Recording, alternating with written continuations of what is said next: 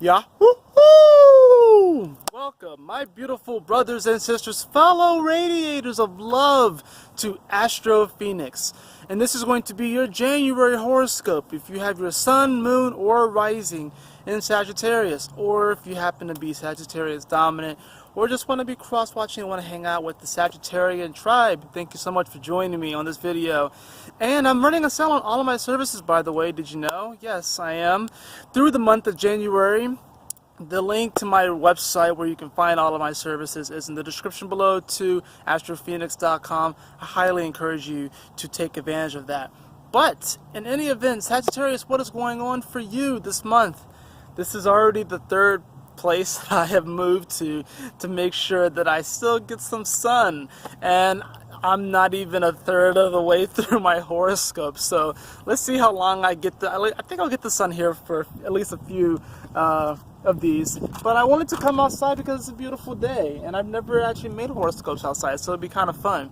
But anyway, Sagittarius, we got fire. Do you see the shadow of my phone? Isn't that cool? But anyways, we have the card of fire. I love this card. It's one of my favorite cards in this Zodiac Oracle deck, which you are a fire sign, and Jupiter is in your sign, so this is definitely giving you that joy, that expansion, that good luck, that fortune, that wisdom that comes with experience.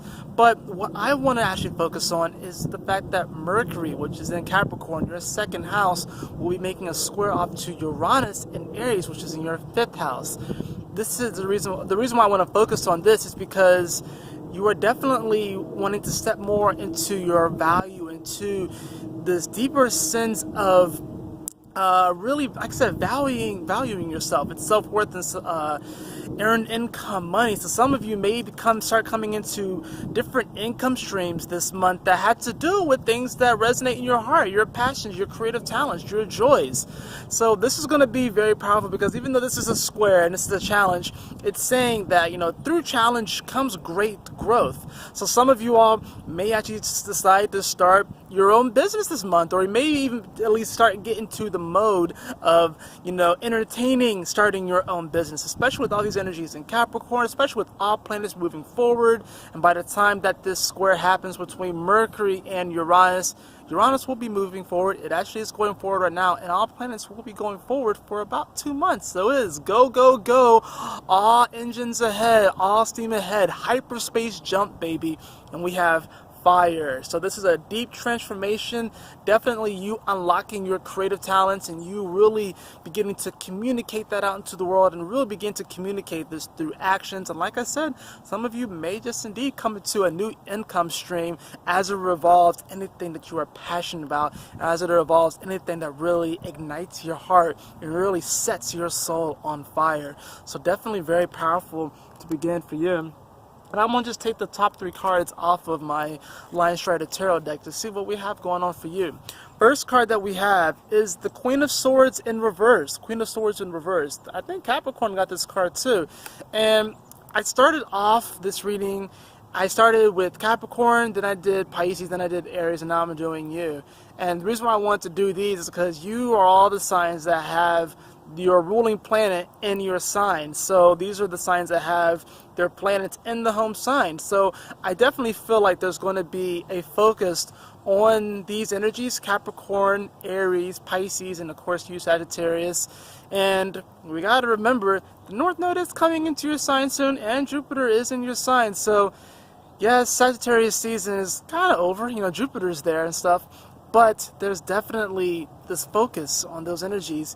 With the Queen of Swords in reverse, this definitely can be dealing with an air sign. It could be dealing with either an an Aquarius, a Libra, or a Gemini that may not necessarily understand where you're coming from. Perhaps you've been communicating a certain belief. This also, what I'm hearing, is probably actually self-limiting beliefs. I'm hearing with this, I'm sorry, I know these cards are kind of being washed out by the sun here a bit, but what's happening here with this Queen of Swords in reverse is saying that there's definitely some type of miscommunication when it comes to your mind, maybe even your morals, your ideas of how things should be, your beliefs, right? Aquarius is your third house, so this definitely can be dealing with your thought patterns. With the Queen of Swords in reverse, it's saying that, yeah, things may not be just clicking the way that you want them to right now. Let's look at the other cards to get a little bit more clarity on this. We have the Page of Cups also here in reverse. And the Page of Cups can definitely be speaking, I like to think of the pages as initiation energy. I like to think of it as this sort of energy of, you know, how you get initiated in that element. So this is about initiation as it comes to the watery element, so when it comes to your emotions and your sensitivities.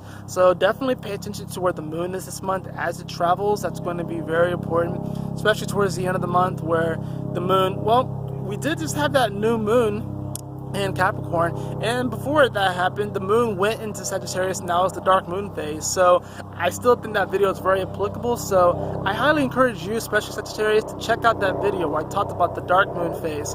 Let's take a look at that last card, because I want to get a little bit more clarity on this. We have the Six of Cups in reverse. So the fact that all these cups are in reverse, it really lets me know that you just need an altering of your perception. Whenever you get all cards in reverse, you really can read them either that way or the other way. So Queen of Swords in reverse, Page of Cups in reverse, and Six of Cups.